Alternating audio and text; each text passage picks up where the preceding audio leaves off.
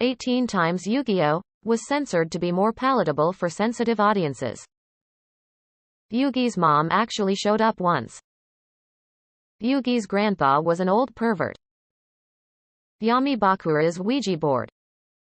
Umbra and Lumis fell through a glass ceiling to their death. They cleaned up Pegasus's brutal eye replacement. There was a whole, dark season without card games. The Shadow Realm is totally made up. The mugger was originally a pervert with a camera. The backstory of Alister's brother was changed. Scenes of Marik torturing Mai were completely replaced. Real saw blades were changed to dark energy discs. Marik's goal changed from revenge to world domination. Harpies had body armor painted on them and nipple armor removed.